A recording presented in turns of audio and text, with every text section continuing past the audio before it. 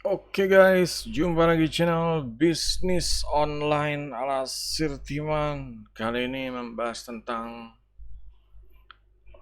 lowongan online scam. Jadi di sini Sirtiman mengambil beritanya dari situs Kementerian Luar Negeri Indonesia ya, yang sedang mengadakan seminar atau ya pokoknya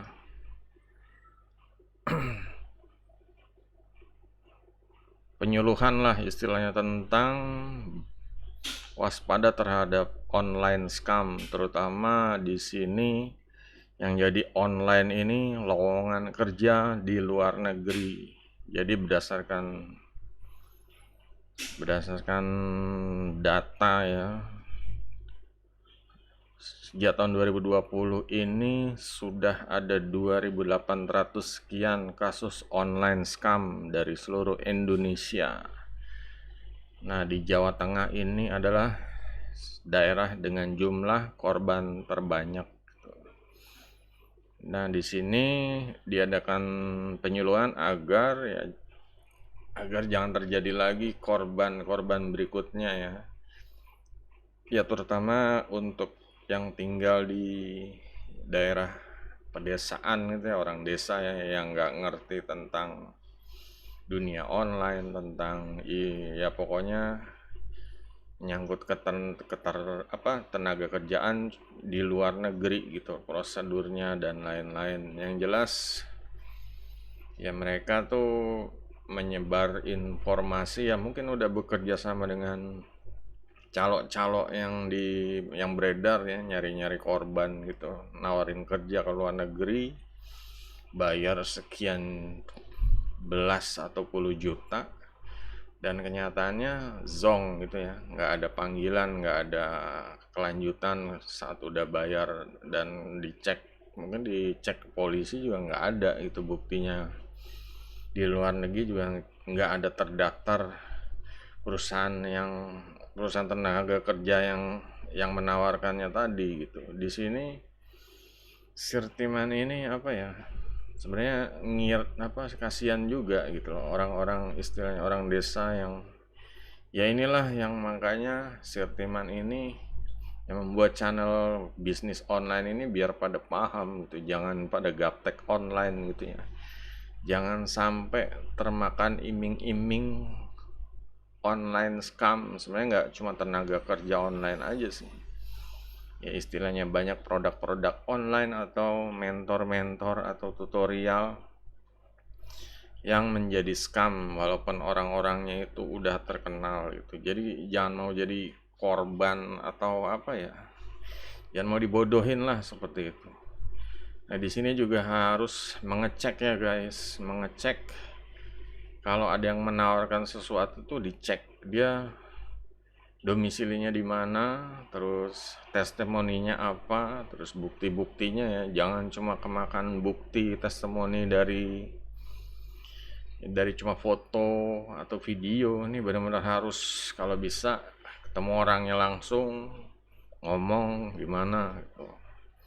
Dan apalagi kalau urusan puluhan juta ya, apalagi bayarnya tuh ke rekening orang yang jauh gitu di luar negeri, ini kan ngelacaknya susah gitu. Jadi harus ya pokoknya ya harus benar-benar ini deh, kalau misalnya ada sedikit keraguan ya nggak usah gitu, daripada nanti habis-habisan. Biasanya kan ya mereka menjanjikan ini ya, awalnya dipancing dulu gitu loh, dipancing transfer segini, nanti dibikinin ini, dibikinin itu, dibikinin visa, dibikinin kemudahan, dibikinin ya nanti dipesenin tempat yang layak, bos yang baik segala macam, dipisahin apalah. Semakin ditambah, di upgrade, semakin bayarnya ya semakin rugi istilahnya gitu, ruginya semakin besar gitu loh. Nah, di sini ya orang-orang seperti scammer-scammer ini mereka udah paham psikologi sih ya. Mereka udah paham orang desa ini sebenarnya kalau udah punya duit puluhan juta sebenarnya ngapain juga keluar negeri sih sebenarnya ya. Orang bisnis online di Indonesia juga bisa gitu, nggak pakai modal belasan puluhan juta. Cuma kadang apa ya, ya namanya orang punya pengharapan tinggi tapi ya sumber daya SDM-nya istilahnya kurang lah gitu. Makanya banyak yang terkena ya korban-korban kasus penipuan online atau online scammer. Ya walaupun udah sebenarnya apa ya, kalau udah ada 2000 kasus baru ngadain seminar itu sebenarnya udah telat gitu. Cuma ya gimana lah, ini orang Indonesia ya beginilah, kayak ibaratnya kayak hajatan gitu. Mereka ya apa sih ya, pokoknya drama lah gitu. Mungkin aja yang namanya calo-calo itu udah kerja sama ya mereka-mereka juga gitu ya. Namanya kemungkinan ya guys, bukannya menuduh gitu. Cuma ya nak tahu sendiri lah mental orang Indonesia itu ya seperti apa gitu. Apalagi kalau urusan berbau duit tuh ya langsung deal with the devil, nggak peduli mau orang, istilahnya orang miskin, orang desa, pokoknya disikat duitnya deh gitu. Ya sebenarnya ini nggak, kalau mereka tegas juga nggak akan terjadi 2000 kasus seperti ini gitu. Segala sesuatunya harus terdaftar ke Departemen Luar Negeri, dan ini ya Departemen Luar Negeri ya harus benar-benar ngejaga jangan sampai kejadian. Nggak cuma seminar aja, tapi benar-benar harus ke tingkat kelurahan, RT, RW. Jadi jangan sampai kalau ada yang minta surat keterangan kerja di luar negeri, ya pokoknya ya mereka udah punya gitu loh, udah punya tamengnya lah, jangan sampai ketipu gitu. Nah kalau pemerintah kerja di luar negeri, mereka cuma ngurusin apa ya, nggak ada kerjanya malah gitu loh. Orang menteri luar negeri tapi ya cuma ngurusin, ya cuma absen doang istilahnya. Justru yang diurusin tuh ya bener-bener ya penipuan kerja di luar, segala sesuatu, apa impor ekspor, bisnis keluar masuk ya segala macam yang perdagangan ya, entah itu pengiriman barang dan lain-lain. Jangan cuma taunya ya majakin doang ya, dari dalam keluar, dari luar ke dalam, tapi benar-benar peduliin ya masyarakat Indonesia ini agar benar-benar menjadi aset ya, bukan menjadi liabilitas. Kalau kayak gini, kalau gini kan duit orang Indonesia jadi keluar puluhan juta, ratusan juta. Dan udah ditebak ya, yang suka duit puluhan juta, ratusan juta tuh orang-orang kayak gimana. Ya orang-orang yang kayak gini lah gitu. Nah di sini ya gimana lagi ya, Sirtiman masa mau mengantur berita sih gitu. Paling masukannya ya agar mereka tuh lebih apa sih ya, agar lebih diperhatikan ya, benar-benar sampai ke tingkatnya RT RW, harus benar-benar harus dipantau ya, sedikit aja tentang ada yang mau kerja ya mereka harus ada di situ gitu ya, mereka harus ada ya, jangan ngarepin orang itu nyari mereka gitu. Ya inilah Indonesia punya asetnya, ada orang, ada duit, harus dilindungi gitu.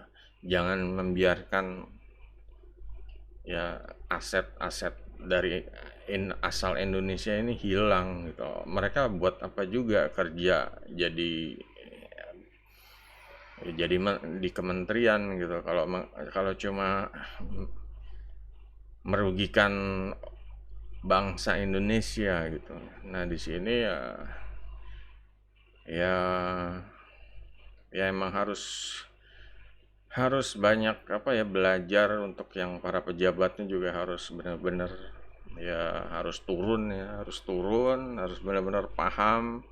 Mereka orang-orang kaya, harus benar-benar paham orang-orang yang di desa, orang-orang yang ya pendidikannya ini butuh penyuluhan, datengin setiap saat. Pokoknya kalau ada ya pokoknya